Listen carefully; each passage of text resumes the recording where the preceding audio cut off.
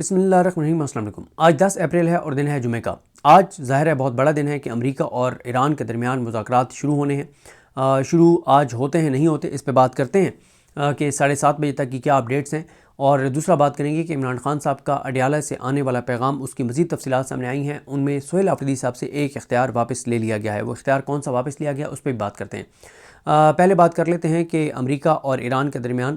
آج سے مذاکرات اسلام آباد کے اندر شروع ہونے ہیں۔ کل رات کو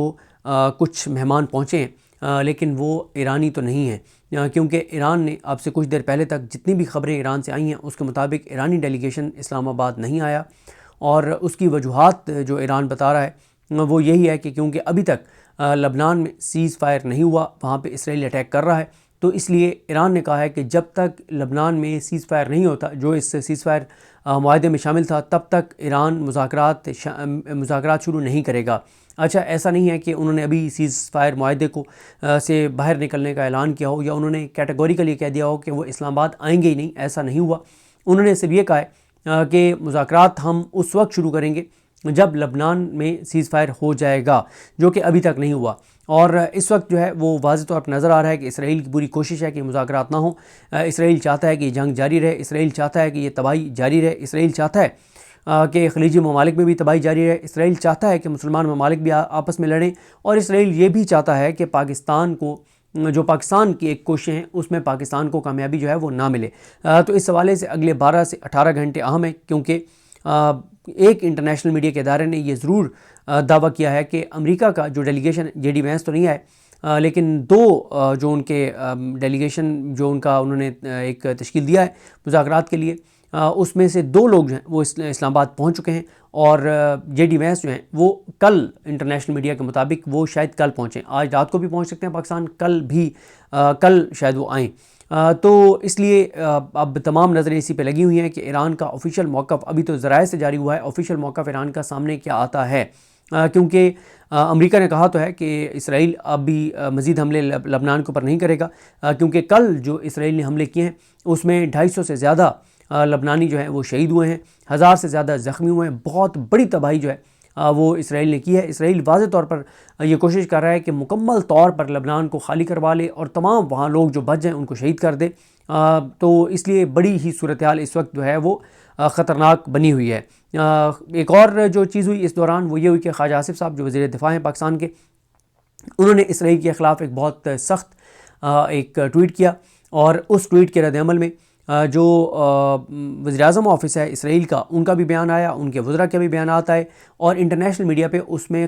خاصی کوریج جو ہے وہ جاری ہے۔ تیسری جو اس میں ڈیولپمنٹ ہوئی وہ یہ ہوئی کہ آبنائے ہرمز جو ہے اس کو دوبارہ ایران نے مکمل طور پر بند کر دیا ہے، اسی لیے کہ لبنان میں سیز فائر نہیں ہوا، اور ایران کا آپ کو پتہ ہے کہ ایران دنیا کا وہ واحد اسلامی ملک ہے جو مظلوموں کے ساتھ جو ہے وہ جس طرح سے کھڑا ہونا چاہیے اسی طرح سے کھڑا ہے، جس طرح سے وہ غزہ کے ساتھ کھڑا ہوا، جس طرح سے وہ دیگر مظلوم ممالک کے ساتھ کھڑا ہوا۔ اب لبنان کے معاملے میں بھی آپ دیکھیں کہ ایران نے اس چیز کی پرواہ نہیں کی کہ ہم آبنائے ہرمز دوبارہ بند کر دیں گے تو امریکہ اس سیز فائر معاہدے کو ختم کر دے گا، امریکہ دوبارہ ہم پہ حملے شروع کر دے گا۔ انہوں نے اس چیز کو نہیں دیکھا، بلکہ انہوں نے مظلوم مسلمانوں کے لیے ایکسٹریم پوزیشن دوبارہ لی ہے، اور انہوں نے آبنائے ہرمز کو جو ہے وہ بند کر دیا، جس پہ ٹرمپ کا ٹویٹ بھی آیا ہے کہ جو ایران کر رہا ہے یہ تو ہمارا طے نہیں ہوا تھا سیز فائر معاہدے میں، اور ٹرمپ جو ہے وہ دوبارہ دھمکیاں دے رہا ہے، اور یہ بھی اطلاعات ظاہر آ رہی ہیں کہ مزید فوجیں اور اکوپمنٹ جو ہے اور ساز و سامان جو ہے وہ امریکہ مشرق وسطیٰ میں بھیج رہا ہے، اور امریکہ ساتھ ساتھ تیاری بھی کر رہا ہے، کیونکہ امریکہ کے لیے اور اسرائیل کے لیے سب سے بڑا مسئلہ جو تھا وہ یہ تھا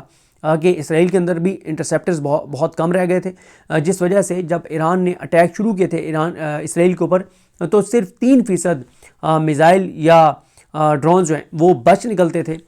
جو ان کے انٹرسیپٹرز ہیں ان سے، لیکن اب ان کی تعداد 27% ہو چکی ہے، کیونکہ انٹرسیپٹرز بہت کم رہ گئے ہیں اسرائیل کے پاس اور خلیجی ممالک کے پاس بھی۔ تو اس دوران امریکہ ان ٹاکس کے درمیان یہ بھی پوری کوشش کرے گا کہ جتنے انٹرسیپٹرز وہ دنیا کے مختلف حصوں سے لا کر اور خلیجی ممالک کو دے سکتا ہے یا اسرائیل کو دے سکتا ہے وہ دے گا، اپنا مزید وہ اپنے جو فوج ہیں وہ مزید اس خطے میں بھیجے گا، تاکہ مذاکرات اگر ناکام ہوتے ہیں تو پھر وہ جو ہے وہ ایک بڑی لڑائی کا جو ہے وہ آغاز کر سکے۔ نیتن یاہو ظاہر اس لیے چاہتے ہیں کہ مذاکرات کامیاب نہ ہوں، کیونکہ جب سے یہ سیز فائر ہوا ہے تو اسرائیل کے اندر دوبارہ یہ خبر آ گئی ہے کہ اتوار سے جو ہے وہ نیتن یاہو کا ٹرائل جو کرپشن اور دیگر الزامات ہیں اس میں ان کا ٹرائل شروع ہو جائے گا. ٹرمپ کا بھی ظاہر ہے یہ ایک مسئلہ اس وقت ٹرمپ تو دونوں سائڈوں پہ پھنسا ہوا ہے, ایک طرف گڑھا ہے ایک طرف کھائی ہے. جنگ کرتا ہے تو اس کو مزید مار پڑے گی, اور اگر جنگ مکمل طور پر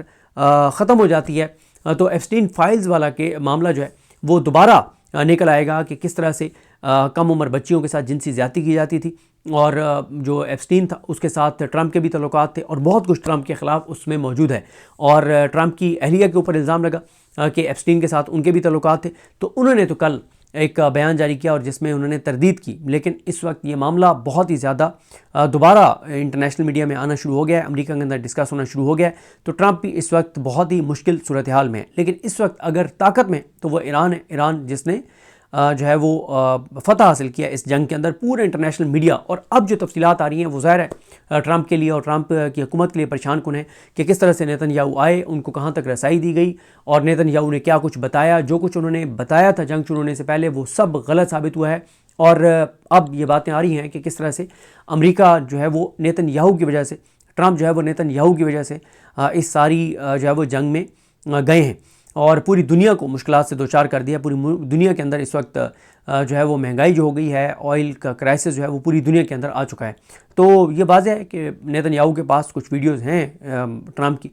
جس وجہ سے ٹرمپ بلیک میل ہو رہا ہے. اور پاکستان کے اندر بھی آپ نے دیکھا تھا کہ ایک بیان آیا تھا کہ ہمارے پاس ایک سے زیادہ ویڈیوز ہیں, اور پھر اس کے بعد کیا کچھ ہوا وہ آپ کے سامنے ہے. تو جب بھی کسی کے پاس ویڈیوز ہوتی ہیں تو پھر جس کے پاس ویڈیوز ہوتی ہیں تو وہ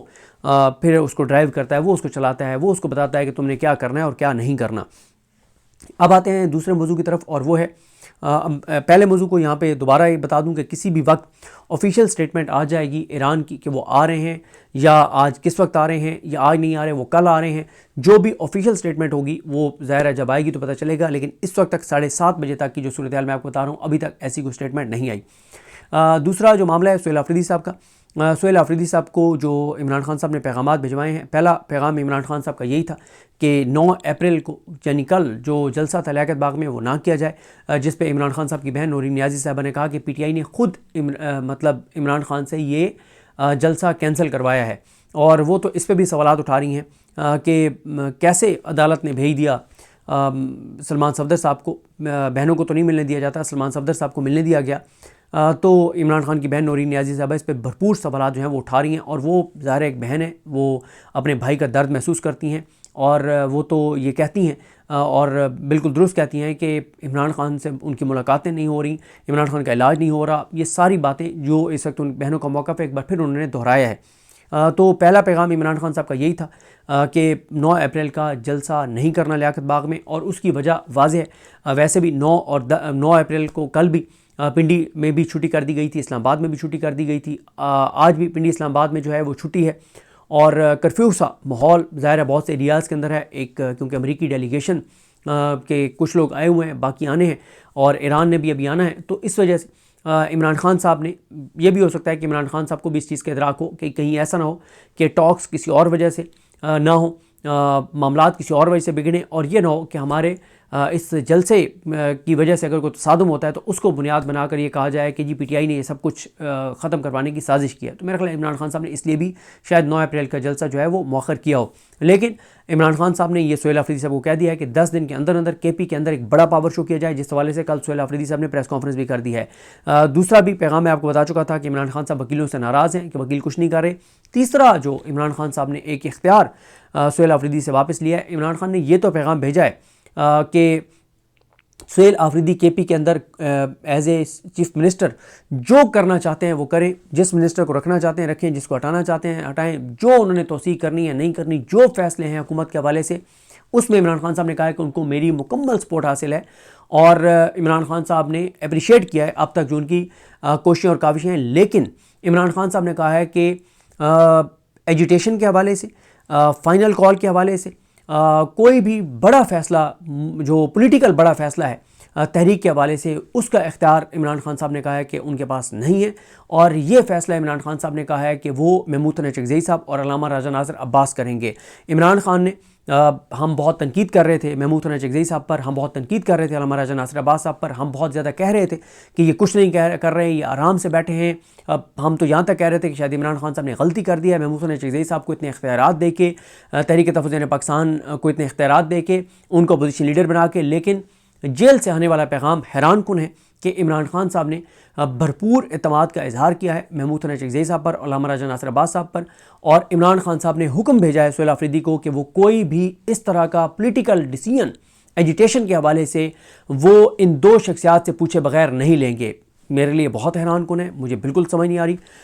کہ اس فیصلے کے پیچھے عمران خان صاحب کی کیا حکمت ہے. لیکن ظاہر ہے یہ عمران خان صاحب کا فیصلہ ہے، ان کی پارٹی ہے، ان کی تحریک ہے، ان کا معاملہ ہے، وہ بہتر سمجھتے ہیں. بہت ساری چیزیں جو شاید ہمارے سامنے نہیں ہیں ان کے سامنے ہوں، اور یہی وجہ ہے کہ کل سہیل آفریدی کل رات کو اسلام آباد پہنچے ہیں، کل شام کو، اور کل انہوں نے کل ہی رابطہ کیا تھا اور کل ہی وہ آئے محمود ثنا چکزئی صاحب سے میٹنگ کرنے کے لیے. محمود ثنا چکزئی صاحب کو آؤٹ آف سٹی پتہ چلا کہ ان کے شاید کسی کارکن کی ڈیتھ ہوئی ہے، اس کے لیے جانا پڑا، تو سہیل آفریدی سے اسلام آباد رکے ہوئے ہیں. اور آج سہیل آفریدی صاحب محمود ثنا چکزئی صاحب اور علامہ راجہ ناصر عباس صاحب سے ملاقات کریں گے، اور ان سے جو بھی عمران خان صاحب نے اب ان کو احکامات بھیجے ہیں کہ آپ ان کے پاس جائیں، ان سے آپ انسٹرکشنز لیں، ان کی اجتماعی دانش سے آپ فائدہ اٹھائیں. تو اب وہ ان سے ملاقات اس لیے کرنے آئے ہیں کہ وہ ان سے پوچھنے آئے ہیں کہ جو کے پی کے اندر جلسہ کرنا ہے تو وہ ہمیں کہاں کرنا چاہیے، کس تاریخ کو کرنا چاہیے، کس سطح کا کرنا چاہیے. یہ تو طے ہے کہ بڑا پاور شو ہوگا، عمران خان نے یہی کہا ہے. لیکن اس لیے سہیل آفریدی اب محمود ثنا چکزئی صاحب سے ملاقات کرنے آئے ہیں. اصل میں اس میں ہوا یہ تھا کہ جو آج سے کوئی ایک ہفتہ پہلے جس میٹنگ میں 9 اپریل کے جلسے کا اعلان کیا گیا تھا، اس میٹنگ میں سہیل آفریدی صاحب نے پولیٹیکل کمیٹی سے کہا تھا کہ آپ مجھے اختیارات دیں، اور مجھے اختیارات دیں کیونکہ گالیاں مجھے پڑتی ہیں، کارکن میری طرف دیکھ رہا ہے، لوگ میری طرف دیکھ رہے ہیں، سوال مجھ سے ہوتا ہے، تو پھر اختیارات بھی میرے پاس ہونے چاہیے اور فیصلہ بھی میں کروں گا. اس میں پولیٹیکل کمیٹی سے انہوں نے اختیار لے لیا تھا، اور جب پولیٹیکل کمیٹی نے ان کو اختیار دے دیا تو ساتھ انہوں نے 9 اپریل کو لیاقت باغ میں جلسے کا اعلان کر دیا تھا. لیکن اب عمران خان صاحب نے ان سے ملکی سطح کا کوئی بھی پولیٹیکل فیصلہ کرنے کا اختیار واپس لے لیا ہے، اور کہا ہے کہ اب آپ نے ایجوٹیشن کے حوالے سے، فائنل کال کے حوالے سے جو بھی چیز کرنی ہے وہ ان دو شخصیات سے پوچھ کے کرنی ہے، اور فیصلہ ان دو شخصیات کے پاس اختیار ہے. حیران کن ہے کیوں عمران خان صاحب نے یہ فیصلہ کیا ہے. میں نے بہت سے لوگوں سے پوچھنے کی کوشش کی، انہوں نے کہا کہ شاید عمران خان صاحب کو جب اس بات کا اب پتہ چل چکا ہے کہ اگلے 2 ہفتے کے لیے ملک کے اندر صورتحال اس طرح کی ہوگی کہ ایران اور امریکہ کے درمیان مذاکرات ہو رہے ہوں گے، پوری انٹرنیشنل میڈیا کا فوکس، پوری دنیا کا فوکس اسلام آباد کے اوپر ہوگا، تو شاید عمران خان صاحب نے اس لیے سہیل آفریدی صاحب سے یہ اختیار لیا ہے کہ کہیں جذبات میں وہ ایسی چیز نہ کر دیں جس سے جو ہے وہ ایک ایسی سچویشن پیدا ہو جائے کہ کوئی چیزیں خراب ہوں اور الزام پی ٹی آئی کے اوپر آ جائے کہ اس موقع کے اوپر جو ہے وہ انہوں نے غلط کیا ہے. کیونکہ سہیل آفریدی ظاہر ہے اس وقت واضح طور پر ایک دباؤ میں نظر آ رہے ہیں، جو اس وقت سوشل میڈیا کے اوپر ان کے اوپر تنقید ہو رہی ہے، جو کارکنان ان کی طرف دیکھ رہے ہیں. تو شاید عمران خان صاحب نے اس لیے ان سے اختیار لیا ہے کہ وہ دباؤ میں آ کے کوئی ایسا فیصلہ نہ کر دیں جس سے فائدے کی بجائے نقصان ہو جائے. اور عمران خان صاحب نے یہ پیغام بھیجا ہے کہ یہ دونوں بہت سینئر ہیں اور ان کی اجتماعی جو دانش ہے اس سے آپ فائدہ اٹھائیں اور ان کو فیصلے کرنے دیں. تو میں بار بار کہہ رہا ہوں کہ مجھے بہرحال سمجھ نہیں آئی. ظاہر ہے جب عمران خان صاحب کی بہنوں کی ملاقات ہوگی، مزید تفصیلات اگر ہوگی تو مزید تفصیلات آئیں گی تو پتہ چلے گا کہ عمران خان صاحب نے ایسا کیوں کہا ہے، عمران خان صاحب کے ذہن میں ایسا کیا تھا، اور آنے والے دنوں میں کچھ پتہ چلے گا کہ عمران خان صاحب نے بہرحال ایسا کیوں کہا ہے. تو باقی جو ہے دو چیزوں کی کنفرمیشن جو ہے وہ بہرحال ابھی مزید ہونا باقی ہے. ایک تو مجھے کسی نے یہ بات کہی ہے جس کی کنفرمیشن نہیں ہو رہی کہ عمران خان صاحب نے یہ کہا ہے کہ جو افغان مہاجرین ہیں ان کو ظاہر ہے کہ پی حکومت جو ہے وہ فیسیلیٹیٹ کر رہی ہے، اور پچھلے دنوں میں بھی ہمارے دوست ہیں اسماعیل آفریدی، آر جے اسماعیل کے نام سے ان کا سوشل میڈیا اکاؤنٹ بھی ہے، تو ان سے بات ہو رہی تھی. تو آر جے اسماعیل آفریدی نے ہمیں یہ بتایا کہ ان کو وہ سب لوگ انوالو تھے کہ جو افغان مہاجرین جو اس وقت بارڈر کے قریب جو موجود ہیں، کیونکہ بارڈر بند ہے اور وہ جا نہیں پا رہے افغانستان، تو بارشوں کی وجہ سے وہ بہت افیکٹ ہو رہے تھے، تو کے پی گورنمنٹ نے پورا ان کو بہتر وہاں پہ جگہ بنا کے دی کہ تاکہ وہ متاثر نہ ہوں. تو ایک یہ بھی اطلاع ہے کہ عمران خان صاحب چاہتے ہیں کہ کے پی حکومت اس کے اوپر جو ہے وہ سخت موقف اختیار کرے کہ ان افغان مہاجرین کو افغانستان واپس نہ بھیجا جائے، اور جس طرح سے بھیجا جا رہا ہے اس طرح سے نہ بھیجا جائے، چاہے ان کو قبائلی علاقوں میں کہیں ایک علاقے تک محدود کر دیا جائے، لیکن ان کو باعزت طریقے سے رکھا جائے اور ان کو واپس نہ بھیجا جائے اس حوالے سے۔ لیکن اس کی بہرحال ابھی تک کنفرمیشن مجھے نہیں ہوئی، تو اس کے اوپر بہرحال جو بھی ہے۔ تو ایک اور بھی خبر ہے کہ عمران خان صاحب نے کسی ایک شخصیت کو جو ہے پی ٹی آئی میں ایک شخصیت ہے اس کو پی ٹی آئی میں مرکزی سطح پہ ان کو کوئی عمران خان صاحب نے سخت ایک پیغام بھیجا ہے کہ آپ ذرا تحمل سے اور آپ اپنی چیزوں کو ٹھیک کریں، تو اس حوالے سے بھی بہرحال کنفرمیشن نہیں ہوئی، لیکن یہ تو بہرحال بات چل رہی ہے کہ آنے والے چند ہفتوں میں پی ٹی آئی کے اندر بھی کچھ بڑی تبدیلیاں جو ہیں وہ ہو سکتی ہیں۔ تو یہ ایک چیز تھی جو نئی سامنے آئی ہے۔ باقی پی ٹی آئی کے ایک وکیل عارف تطلہ ایڈوکیٹ، ان کو جبری طور پہ گمشدہ کر دیا گیا ہے، انتظار حسن بجوتا صاحب نے ٹویٹ کیا ہے، تو یہ بھی ایک بڑی تشویشناک خبر ہے۔ پی ٹی آئی کے خلاف جو کارروائیاں ہیں وہ بالکل نہیں رک رہیں۔ عمران خان کے لیے گراؤنڈ کے اوپر کوئی سہولت ہمیں نظر نہیں آتی، کوئی انصاف نظر نہیں آتا، کوئی ان کو آسانی ان کے لیے نظر نہیں آتی، کوئی بش بی بی صاحب کے لیے آسانی نظر نہیں آتی، اور پاکستانیوں کے لیے بھی کوئی ویسے آسانی نہیں ہے۔ پیٹرول کی قیمتیں عالمی مارکیٹ میں بہت تیزی سے گری ہیں، لیکن پاکستان کے اندر پیٹرول اور ڈیزل جو ہے وہ کم ان کی قیمتیں نہیں کی گئیں۔ کل ایک فیک نیوز آئی، چینلز نے وہ فیک نیوز چلا دی، لیکن وہ ظاہر ہے فیک نیوز تھی۔ 1 روپے کا پاکستانیوں کو فائدہ اس حکومت نے نہیں دیا، اور یہ اس لیے نہیں دیں گے کیونکہ یہ جتنا فائدہ ہے یہ سارا خود اٹھائیں گے، عوام کا خون پسینہ نچوڑیں گے اور اپنی عیاشیوں کے لیے یہ پیسہ جو ہے وہ خرچ کریں گے۔ ان کو عوام کو کوئی احساس نہیں ہے، کیونکہ یہ عوام کے ووٹوں سے آئے نہیں ہیں، انہوں نے عوام کے اندر جانا نہیں ہے۔ ان کو پتہ ہے کہ اگر 8 فروری 2024 کو صرف 17 سیٹیں ان کو ملی تھیں تو اب تو ایک بھی نہیں ملے گی، تو اس لیے ان کو عوام کی کوئی فکر نہیں، ان کو اپنی ذات، اپنے مفاد، اپنے اقتدار، اور ان کو ادھر ہی اپنا ان کا سارا فوکس ہے جو ان کو لائے ہیں، تو ان کو عوام کا کوئی وہ نہیں ہے۔ ایک چیز آخر میں ضرور آپ کے ساتھ شیئر کر دوں، بڑی اچھی ایک ٹویٹ کی ہوئی ہے حفیظ اللہ نیازی صاحب نے۔ انہوں نے کہا کہ شاباش ایران، آپ نے ہرمز پر قبضہ برقرار، امت مسلمہ ایران کی ممنون ہے کہ زمینی خدا کو نیچے دکھا دیا، یعنی ٹرمپ کو، نیتنیاہو کو نیچے دکھا دیا۔ ذلت بے عزتی میں صدیاں بیت گئیں، 10-12 مسلمان نسلیں غلامی اور ذلت میں لقمہ اجل بنی۔ یہ مسلمانوں کی ذلت اور بے